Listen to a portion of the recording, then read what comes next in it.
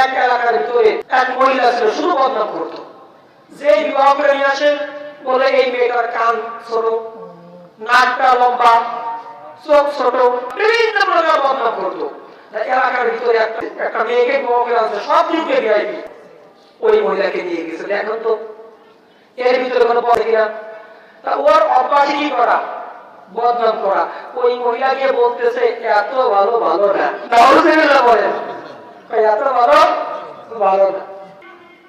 এক আল্লাহ ওলির ব্যাপারে একজন ব্যক্তি শুধু তার দোষগুলো বলতো। গীবত কাকে বলে? তার ভিতরে যেটা আছে ওটাই মানুষকে জানান দেওয়া। কারণ নাউযুবিল্লাহ, একজন মেয়ে একজন সাথে চলে গেছে, সে খবর রাখতে চাচ্ছে, আপনি কেন এটা উল্লেখ করতেছেন? আপনার ভিতরে দোষ নাই, কত দোষ আছে। মানুষ আপনাকে ভালো মনে করতো, কিন্তু আপনি অন্তরে খারাপ কল্পনা করেছেন অনেককে নিয়ে। আপনার পরিবারের সামনে আপনাকে ঘর থেকে বের করে দিত, ঠিক কিনা করেন? আল্লাহ খবর রাখছে, আপনি কেন প্রকাশ করতে চাচ্ছেন? আল্লাহ ওলি শুধু হাদিয়া দেয়, কি দেয়? আল্লাহ ওলি বদনাম করে আর আল্লাহ ওলি মিষ্টি পাঠায়। বিবি রাগ করতেছে, আল্লাহ ওলি আপনাকে কত খাবার দেয়, কত কিছু দেয়, আপনি তার বদনাম করেন কেন? বদনাম ভাববেন, ওই লোকটা মনে করতেছে বদনাম না বললে আরো বেশি দেবে।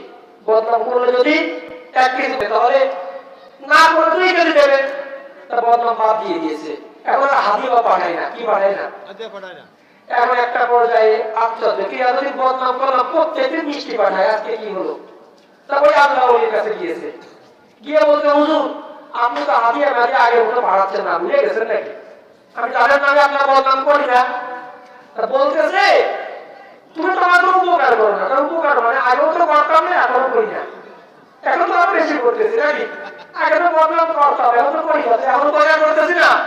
না, তুমি যে আমার বদনাম করো এর জন্য তোমার নেকিগুলো আমার আমল নামায় চলে আসছে, সুবহানাল্লাহ বলে। এখন বদনাম করতেছো না, তোমার নেকিগুলো আমার আমল নামায় আসে না। এখন কিছু লোকেরা বদনাম করে তো নামাজই পড়ে না, কি হবে এদের থেকে?